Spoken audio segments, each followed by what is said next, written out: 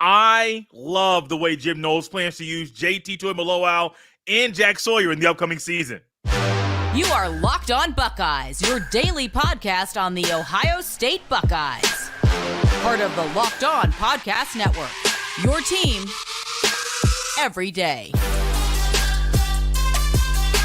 Jim Knowles is entering year 3 as Ohio State's defensive coordinator. We heard a lot about the Jack position when he first got here, but there's a new phrase that he might use as a wrinkle for the Buckeyes defense. It involves Tuimoloau and Jack Sawyer. Welcome in, Buckeye fans, to a Thursday edition of Locked On Buckeyes here on Thursday, March 14th in the year 2024. I'm your host, Jay Stevens, also the host of the Jay Stevens Podcast, and today's episode is brought to you by Nissan. Are you the kind of driver that likes to push things a little further? Ever wonder what adventure could be around the next corner? Take the Nissan Rogue, Nissan Pathfinder, or Nissan Armada and go find your next big adventure. Check them all out today at nissanusa.com. Locked On Buckeyes is also a part of the Locked On Podcast Network, your team every day. And here with us today, not every day, maybe one day down the road, but here with us today is Jeff Hunt. He is the host of the Jeff Nee Sports Podcast, a part of the Off the Ball Network and the OG3. Got to hear a part of the OG3 on Tuesday show this week, and we get another part of the OG3 today. It's Jeff Hunt, my guy. And when I heard Double Eagle, we had to get Jeff on the show because Jim Knowles has big plans for JT Tuimoloau and Jack Sawyer this year, involving something called a Double Eagle. Basically, you bring in a third defensive tackle, Hero Kanu, Ty Hamilton, Tyleik Williams. They'll be your D tackles, your three big, hefty front. But then you keep JT Tuimoloau and Jack Sawyer in the game, but put him in a two-point stance more as an outside linebacker. Jeff, this is great for one of the guys. I'm kind of confused about how it's going to be a great impact for another. Jack Sawyer was great with his hand in the ground last year. Not so great the year before with his hand out of the ground. I think it'd be great if you found a way to always use Jack hand in the ground and let JT stand up, let this thing roam. But right now it sounds like JT will be up, Jack will be up at a two-point stance and a double eagle action, 5-2, or what is it, 5-2-3-4, whatever you want to call it. I like the wrinkle. I really like it. He's pulling something from the NFL and putting it in Columbus. Yeah, it's great. We love to see after what we've been through in the last 5-6 years, the evolution of the defense has been awesome. We talked about it before the show. I think Knowles did everything last year that he needed to do to get just the level of the defensive play up to where it needed to be to have a championship quality defense. And they did last year. He solved that problem. But we also talked about he leaned into everybody's strengths. He didn't get too far out of the box. I think we've been kind of waiting. This is year 4 now. We kind of, spent 3 years waiting on JTT to pop like he did. We thought we were going to get every game what we got in that magical Penn State game a couple years ago. Now, it is one thing to say what Sawyer and JTT did last year. They played better than the stats say. They took on a lot of blocks because of the alignments. Their job was to close in on the quarterback, and they did a great job. As far as their once you get into all the deep numbers and all the the extra stuff, they really actually played pretty good. The sacks didn't show up, which I myself am guilty of complaining about. At some point you need to hit the quarterback. Correct. The quarterback needs to know that you're there. Did a pretty good job pressuring. But we didn't see, the splash plays, the strip sacks and that like we thought we would. Sawyer, I won't use the word disappointing at all, but as far as coming into Ohio State as the number 1 ranked, I believe at that time, or maybe his junior year, defensive end in the country out of high school, we haven't saw what we thought we'd saw, but we were coming off the Bosa years. We were coming off the Chase Young years. And I won't he has not been disappointing, but we haven't saw what we thought we were going to see until the end of last year when he really started playing great. He was one of the best players in the bowl game. One of the only guys that played great in the bowl game, whatever. But he did, he showed us what we've been waiting for. But what's ironic about that, like you said, that was with his hand in the ground and just being a bull rusher, the classic, Joey/Nick Bosa type. And then all of a sudden they say, well, we're going to put him in a linebacker. And we both think, Jay, that was one of his weaknesses was his lateral movement, his pass coverage, chasing guys out of the backfield. This is a guy that wants to bear down, and go in and hit the quarterbacks, swipe sack and all that. As to where JTT can be really good in pass coverage. He's got great range. He's got ball skills. He can really bother some people out there on the edge. I mean, it's going to be, we're talking, I don't see neither one of them are man-to-man coverage guys, like, mismatches with running backs. But JTT drop back in the zone. He causes some trouble. He's got good timing, good, jumping skills and stuff like that. So like you say, I like it for one guy. The other confuses me. Do I honestly think that Sawyer's probably going to wind up being, one of the guys in this package actually still on the defensive line, and then they're going to move somebody else out there, to take that position and still run that 5-2 like you're talking about, but maybe put a little more speed out there and a guy that makes people question things. We don't know if Styles is going to be entrenched, in the middle of the field, or if is that somebody they're going to slide over, and then you got a Cody Simon that's going to, play Mike. That would be my guess as far as like Sawyer's ability on that edge. But JTT, I think it's a perfect spot for him. I think he's probably gonna have 2 interceptions next year. Yeah. Also some sacks, passes defend if he wants to. Correct. Like, as long as he wants to do it, and as long as he doesn't want to be the next Chase Young, which sometimes it feels like that, and that's not a slight, but sometimes it feels like he wants to be that guy. So it's interesting, and yet I can't solidly say that I know it's going to work. Jeff, so you mentioned something about the little wrinkle with Jack Sawyer. I was going to wait till later in the show to touch on that. But all over you. I'm just going to piggyback off what you just said. There's a thought here. You have your 2 starting defensive tackles, Ty Hamilton, Tyleik Williams, in this package. Jack Sawyer, Tuimoloau in this package. Instead of bringing in a heavier guy in Hero Knowles, a defensive tackle, you run with the original defensive line. You just slide them over a little bit. Yep. JT standing up, and then find a way to get Hicks on the field. Yeah. Or you take a defensive tackle out, keep Jack on the field, because Jack can play a little 3 technique as well. Like he's not afraid of running 3 technique or whatever you want him to be, but still finding, hey, take a big guy out, put a quicker guy in on the outside and the outside backer. So you have a traditional pass rusher in Tuimoloau who's standing up. You don't know what he's going to do. You got a linebacker on the other side who's normally a linebacker 3-4 yards, 5 yards off the line of scrimmage, but now he's up here. Are they both rushing? And it really turns into one guy's faster on the other side. The other guy on the other side is stronger, but still has shiftiness for a big guy. It's an opposing offensive coordinator's nightmare because you don't know what's going to happen. I do think in this package, if you want to use JT as an outside backer, great. But still let Jack keep his hand in the ground and find a way to get a faster guy on the field, because it's just going to shake everything up. And think about this as a rushman package. We used to think all the time as a rushman package, it was basically 4 defensive ends, 2 guys that already started, and you bring somebody else in, or you keep one D-tackle in, whatever it might be. Think about this as a rushman package. Tyleik Williams, nobody wants to deal with him. Jack Sawyer, if he gets better, nobody wants to deal with him. JT standing up, you don't know what he's doing. And then you bring in a Hicks or somebody off the bench who's a linebacker but can still pass rush. Bro, these are things, Jeff, Ohio State should have done a year ago, but they did not. Now in year 3, everybody understands the system, and Jim Knowles is now implementing things that will make the Buckeyes defense elite and a problem every Saturday. This episode is brought to you by Nissan. Are you the kind of driver that likes to push things a little further? Ever wonder what adventure could be around the next corner? Our friends at Nissan have a lineup of SUVs with the capabilities to take your adventure to the next level.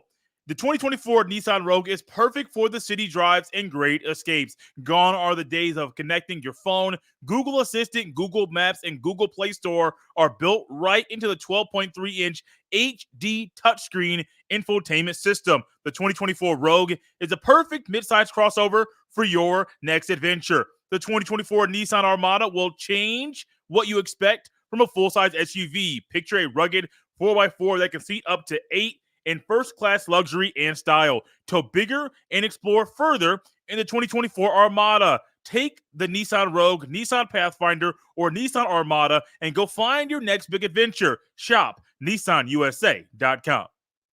This episode is also brought to you by Billiards Plus. Billiards Plus has the best selection of pool tables, game tables, shuffleboard tables, and more, and the best service in Central Ohio. Billiards Plus carries grills that have up to 30-year warranties. That's right, a grill with a 30-year warranty. Everything you need for in-home and backyard entertainment is at Billiards Plus. And the grills, whether you like charcoal or gas or wood-fired, Billiards Plus has the perfect setup for all grillers. They are family-owned and operated, and when you talk to the staff at Billiards Plus, you know you're talking to an expert who won't steer you wrong. No matter the season, Billiards Plus has you covered for all your indoor and outdoor entertainment needs. Kenny, Sarah, and the whole staff will always go above and beyond to give you the best customer service in the industry. Billiards Plus, visit their showroom on Dublin Center Drive in Dublin. Yeah, and let's remember, I just want to shout out to the secondary. We talk about it in our text all the time, Jay. All this is based on, this is all good if you can cover. So as long as the secondary can cover, you can do whatever you want. But something else to look at, and I know, I don't know if I'm the only one saying this across the country, but I keep harping on this.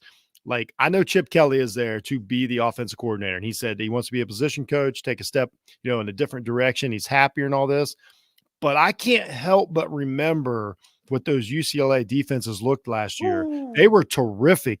And I keep saying there were whole games. They might go like we keep talking about, going to 5-2 or whatever. All five of those guys might have been in a 2-point stance. Yeah. So let's not, just because let's say we're keeping Sawyer in as tackle or defensive end, whatever you want to call it. Yeah. That doesn't mean that he has to be an inside guy. Correct. He might still be out in a 7 technique. And now you got 2 linebackers standing up, on either side of the center. That's also a way to run this exact same package. The quote unquote faster guys or whatever, JTT, that doesn't mean that he can't slide over and be standing over top of a guard. You're correct. And then now you got your ends on the outside. And then now we don't know, is he going to drop back? Is he coming up? Whether it's I can see a world where you got Sawyer on the outside, and then now you got JTT and Styles, in the gaps. You know what I mean? And now you got your defensive tackles. You can do some of these things when you have, when you have athletes, when you have experience. Ohio State's got it all. We keep talking about it. They can do more this year because of experience and tackle. So Sawyer can still be very effective on the edge and still have his hand in the ground. And he, if he chooses to cover, he can still pop out and cover. Like you said, it's all about disguises. It's all about get these guys on the field and let them run around.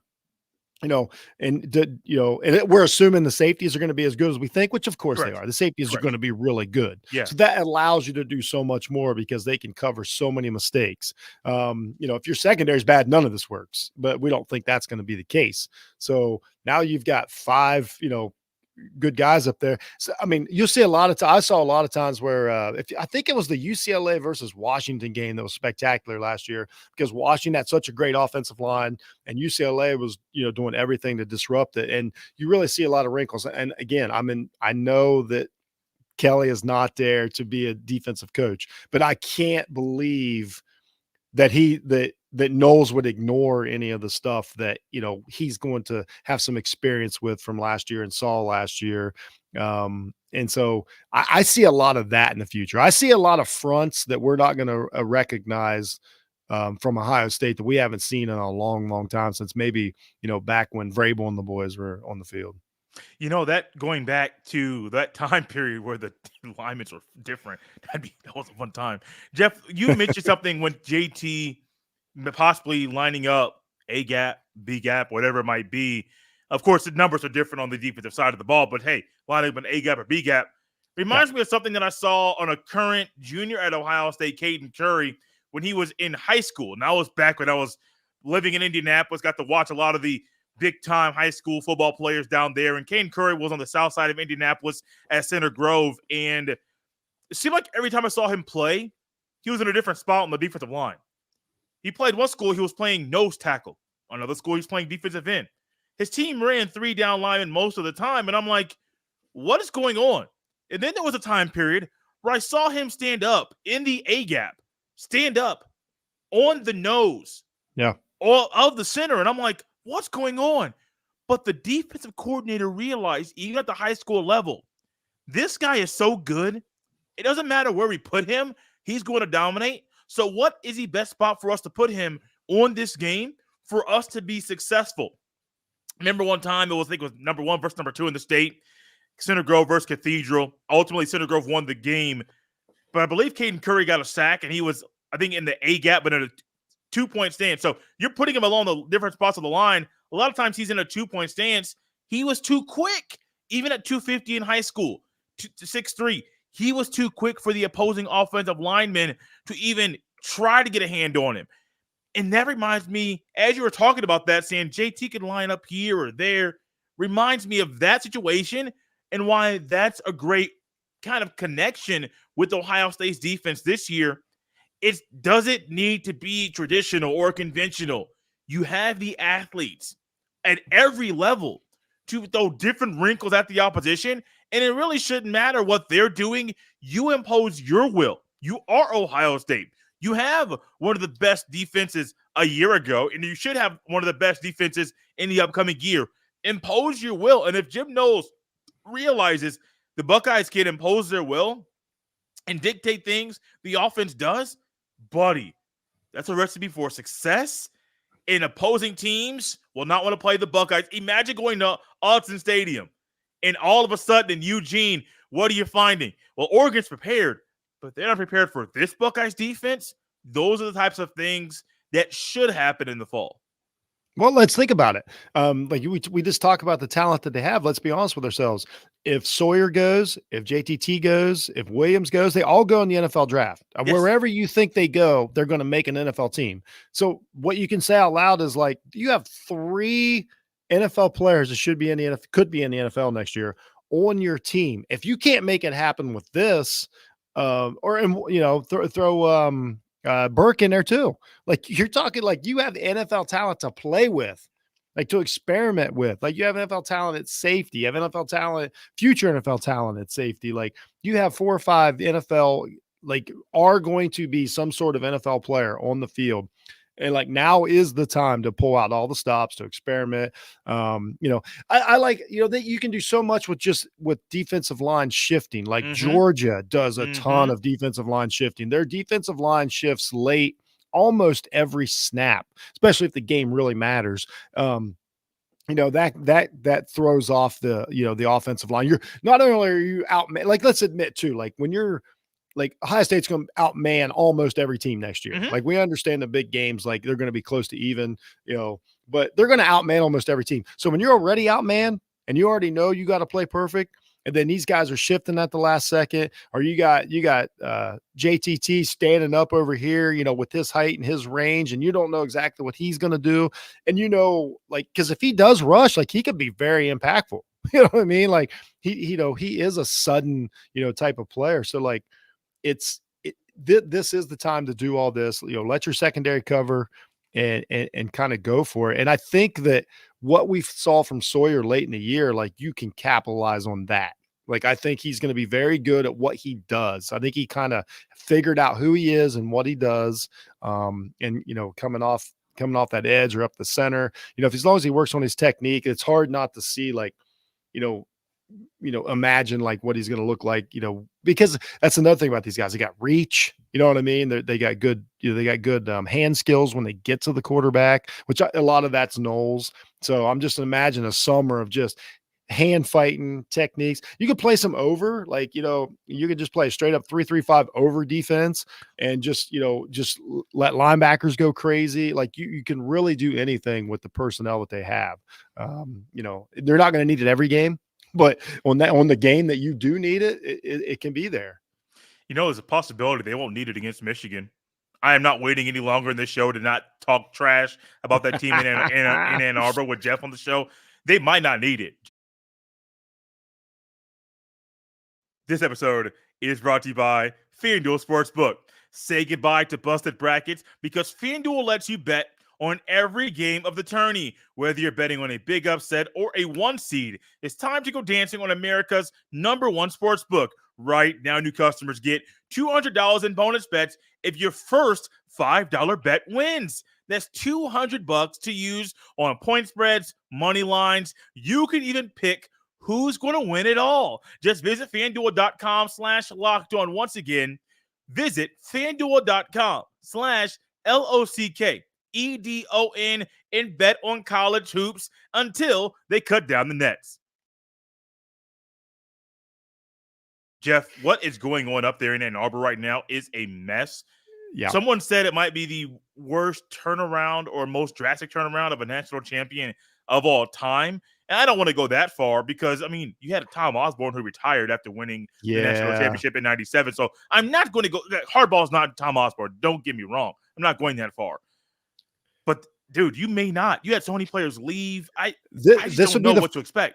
This will be the first one that we've saw, assuming it's going to go like it's going to play out. There's no reason to think it won't, beat. Let's just be the kindest we can be and say a down season. You're being nice, bro. You can't say them like I can't. You're being real nice right now. But what I'm saying, it's definitely good. This has definitely looked like it's going to be the most drastic during the playoff Yes, era. Of course. I mean, Ohio State, should have went back to back. They were great. Alabama's went back to back. Clemson didn't fall off.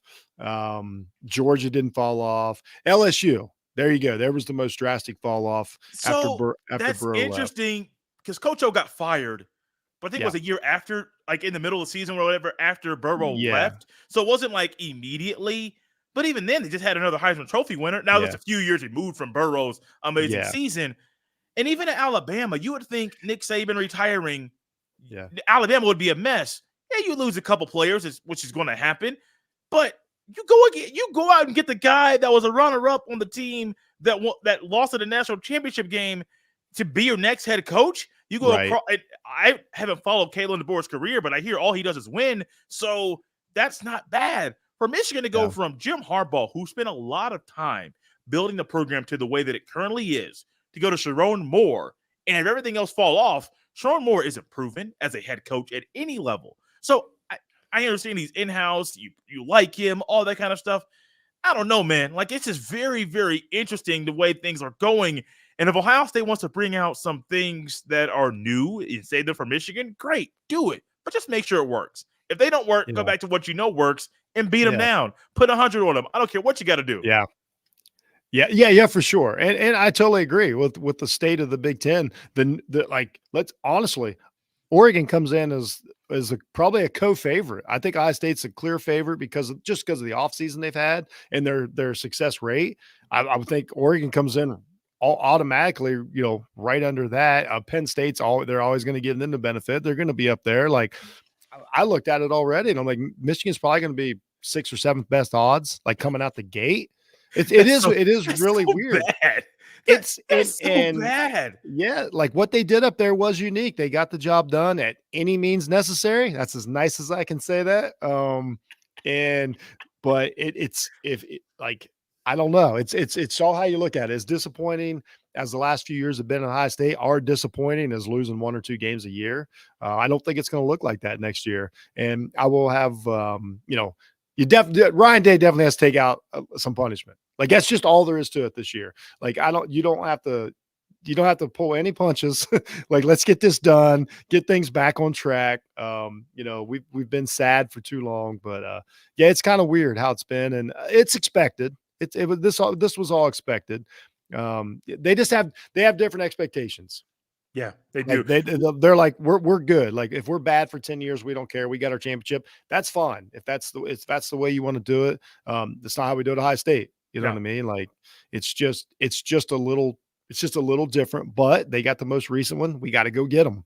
They got the last 3 Big Ten championships. We got it. Like, Ohio State has to write things. Like, this is a make or break situation. Speaking of that make or break situation, Denzel Burke recently said, and I want to get your thoughts on this. Mo and I talked about it earlier this week. I did a show on it on Monday, kind of reacting to Denzel Burke saying this upcoming year is natty or bust. When Denzel Burke speaks, I always listen. Even when he was a freshman, he came in confident, and everyone's like, he made a comment during a presser, and I kind of took a video of it. I forget exactly what he said, But everyone's like, oh, man, he's a freshman. Talking like, no, that's just the type of person he is. He's very confident in his abilities. But when you say natty or bust, to me, Jeff, that's a level of pressure you're putting on a lot of people that might not be ready for that pressure when you say national championship or bust. Now, he wants to win the Big Ten championship. He wants to beat Michigan. Great. Cool. Those are great. You can lose. You cannot play for the Big Ten championship game.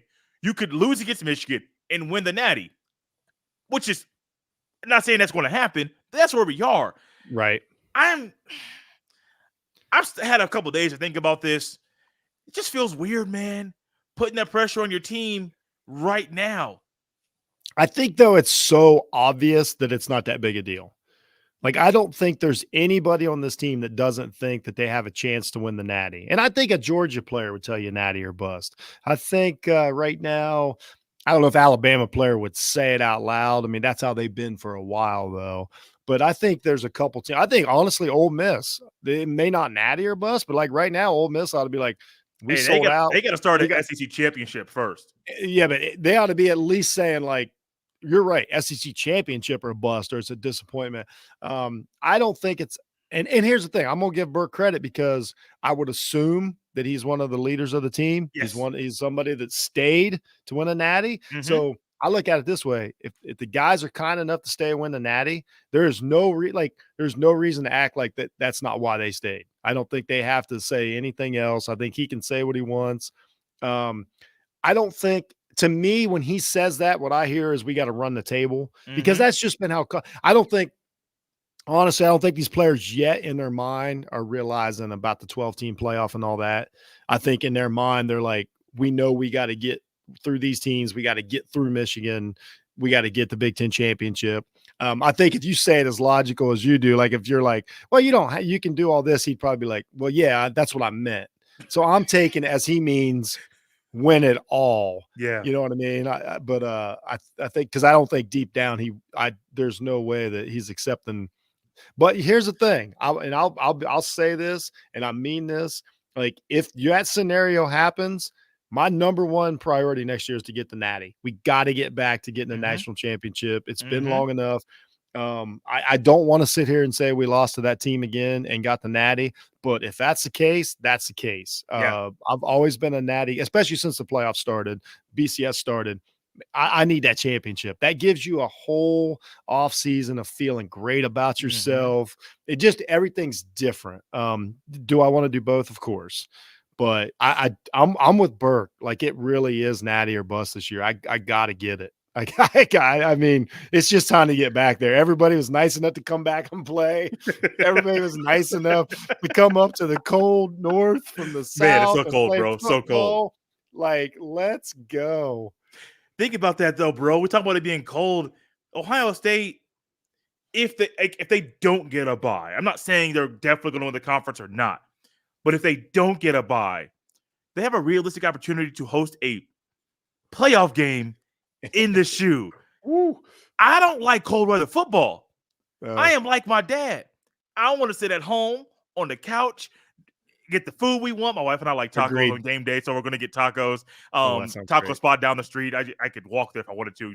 Hop in the car, though, go get the tacos, bring it back, get our drinks. We're good. That's what I would love to do on the cold weather football. But, Jeff, I might have to call you or text you like, hey, bro, get your wife. We're going to the shoe because this is a playoff football game. It's just that big. I'll be there if that situation happens. I know it's going to mean that we had some bumps along the way. So in one side, I hope it does. I definitely hope we don't travel for a playoff game. Oh gosh! But man, a home playoff game in the shoe, like I might have to drop some. I might have to drop some coin on that. Hey, that could be crazy. See, the issue with me doing that though, we got a little one coming, so the coin that I would want to normally drop might not be able to because homie wants to be able to stay. Oh yeah, you definitely be making some choices. I get it. Yep, I would. Yeah, I wasn't doing that at your age at this stage. Oh no, man, no. We like warm in the winter. He's going to want warm. He's going to want he's going to want everything. And I'm like, well, we got to pay rent? Or do we go to the game? I think rent's more important. if it happens to one of these big stadiums host a playoff game, I don't care if it's not going, like we'll say Tennessee, Ohio State, Penn State, whoever, it's going to be one of the biggest games in the history of college football. It's going to be giant. You tell me well, let's just say Florida State travels to Penn State for a playoff game. It's going to be bananas. The tickets are going to sell in the mad. LSU host a playoff game. that place will erupt. It's going to be so exciting. I can't wait. I can't even imagine it. Like, I'm not really I don't think the 12-team playoff is needed. But Jeff, I am all for more football. I'm gonna say it's needed for me just because I want to watch more. I want to watch more football I care about. Like everybody, like we can't forget how bad last bowl season was. Like it was such a waste of time for everybody. Like let's play some. Like this is the world we live in now, Jay. Like ain't gonna be but 10 games at the end of the year matter, maybe 5 or 6 tops. So that's just how football is going to be now. And college basketball, there's some news. Like it feels like it's going to be changing real soon. So okay, we're almost up out of time. I don't care right now, bro. That's not needed. They don't need to expand this tournament. You're at 68 right now. What are they going to go to 96 for? What? For money? I don't think the TV people really care about expanding this thing. I don't at all, because what you're going to run into. Broadcasters, TV, all of this stuff, more travel. Here's the problem. What are we doing? What are we doing? Here's what it is, man. And it's tough. It's the state we live in. Is I think they're like, we got to come up with some reason for people to watch college basketball again. Like Duke, North Carolina played the other night, big game and all that. But I guarantee the ratings compared to 10 years ago for that game are dwarfed. Like it's just, how do you get the only thing that people watch anymore is stuff that like you either love or hate to like it. Just regular season games just don't, there's not that impact. And I don't know if it's because of the whole like championship, the whole ring philosophy, whatever it is, but like people just don't tune in for the regular season like they do games that quote unquote matter, even if they matter, even conference championships. Like it's just a different. So I think they're like, well, we just got to add more games that eliminate teams. So everybody can get on Twitter and say how bad they were. I don't know. It's a different time, man. Attention spans. It's all way about different spans. time. I miss those old. I'm about 10 years, almost maybe 10 years younger than you, Jeff. Yeah, I miss those days, man. Duke, North Carolina. Right? Every time you turned on TV, it was nothing but commercials. Every 3 seconds, commercial. Then you go there. Both teams had first-round NBA draft picks. Future. Right now, I know guys on both teams. Kyle Filipowski's trying to say he's hated like Christian Laettner and JJ Redick. Bro, stop. No, he has no idea. That man has no idea. No, none whatsoever. We're out of here. We can't keep going. We're up out of time. You can follow Jeff on X, formerly known as Twitter, at jhunt006. You can follow me on the same platform at jstevens07. This was a Thursday show. It was fun. Got one more show left. We'll see you next time.